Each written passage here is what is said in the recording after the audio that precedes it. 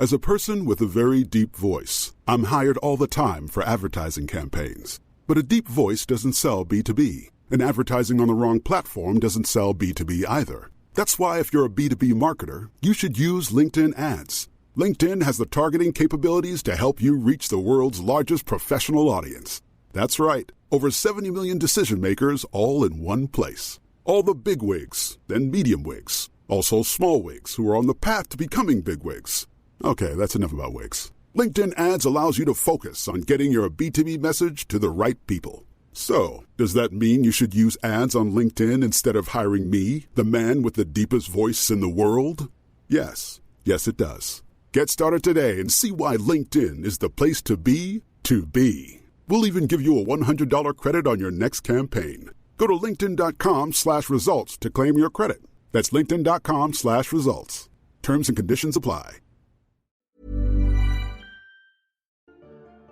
Hello and welcome to Short Tales, a series of short stories and reviews written and read by me, Damian Robb. Sometimes we need some motivation, and this motivation can come from anywhere. It can come from a loved one's encouragement, or a deadline that needs to be met, or by breaking down a task into smaller, more manageable pieces, and sometimes it can come from a kitten who's hanging from a branch. This review is on the Hang In There Baby poster. Many of us are familiar with a poster depicting a cat hanging from some kind of branch with the words "Hang in there, baby," or something to that effect, printed beside it. It's perhaps the first motivational poster created, meant to inspire us to hold on to our resolve and battle through whatever challenges we're facing, to hang in there a bit longer, insinuating a reprieve is coming if we can just hold strong. I can't say that looking at that startled cat hanging from a branch has ever stirred much inspiration inside of me, although that may be because in my mind the cat looks like it's about to fall. Or maybe it's the use of the word baby. However, many others have been inspired by said poster, enough that it's become a mainstay in our collective consciousness, the image still being shared and sold in multiple forms to this very day.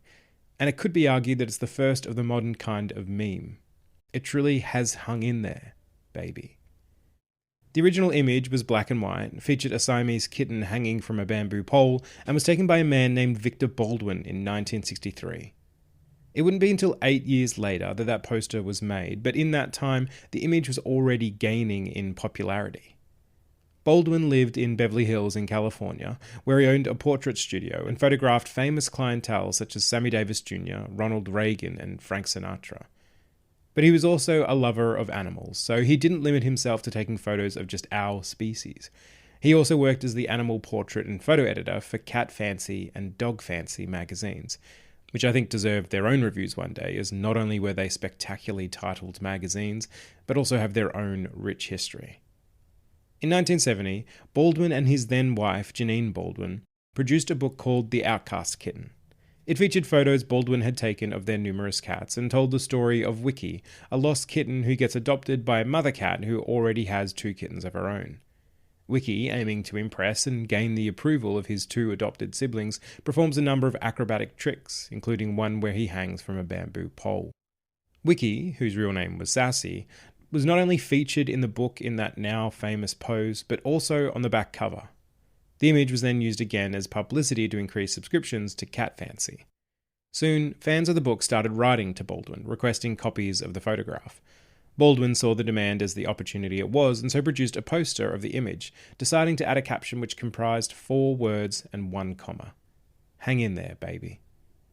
After composer Meredith Willson brought the first copy, orders started coming in. So many in fact that soon Baldwin had to hire staff to keep up with them. By 1973, Baldwin had sold more than 350,000 copies. Like I said earlier, this poster does little to inspire me personally, but I can't deny the effect it's had in its time. Baldwin later spoke of receiving letters from people thanking him, saying it helped them through accidents and surgeries, and a number of other difficult events where they needed a reminder to hang in there. The popularity of the poster is also undeniable. Imitators quickly spawned out of this popularity, some bootleg copies of the original, others produced by major greeting cards and poster publishers. As a matter of integrity, Baldwin, who has held the copyright to the original image since 1970, sued each infringement he could find, winning every case. He's estimated that over 10 million unauthorized versions and direct copies of the poster have been made. Over 10 million cats hanging from 10 million poles or branches or bits of rope, telling all of us to hang in there. The poster has also been featured in some way in an incredible multitude of television shows and movies, including The Simpsons, Finding Dory, That 70s Show, Becca, The Hangover Part 3, Mad Men, Fear the Walking Dead, Family Guy, Mr. Robot, and multiple others. In The Terminator, The Sarah Connor Chronicles, the human resistant even uses the phrase "hang in there, baby" as their motto, with one of the original posters making an appearance on their show, as well as another that features a liar gnawing on a Terminator skull with the phrase inscribed beside it. At this very moment, a copy of the poster hangs in an outer office of Canadian Prime Minister Justin Trudeau, a vintage copy that previously belonged to his father. Copies were also presented to Spiro Agnew and Richard Nixon, signed by fellow members of Congress as a show of support during their scandals. Although, as history has shown, it was perhaps the wrong advice to give on those particular occasions. Which brings me to my final point. At some point, that cat stopped hanging in there. In fact, after a number of people wrote in to Baldwin concerned the poster constituted animal cruelty, Baldwin assured them that Sassy had in fact held onto the pole only briefly while playing, before falling gently to the ground. Baldwin assured them that Sassy had in fact held onto the pole only briefly while playing, before falling gently to the ground. And therein lies the one bit of inspiration I draw from that poster. Don't be afraid to fall. It may run counter to the poster's original advice, but to me it's one that has more resonance. That's because I'm someone who likes to do things right, more than right, perfect if possible. And so sometimes I hold on to a thing afraid to let go, afraid to move lest I fall into that bottomless pit of failure. Except here's the thing.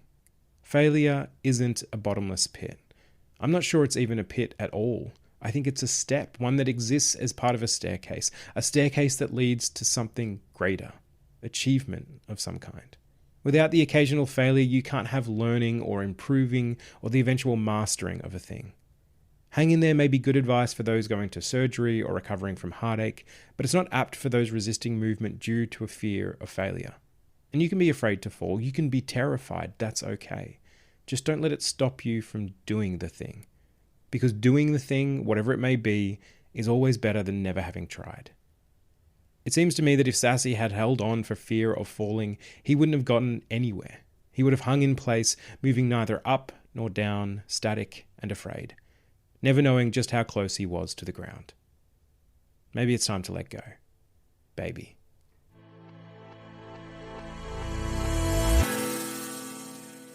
One more thing before you go.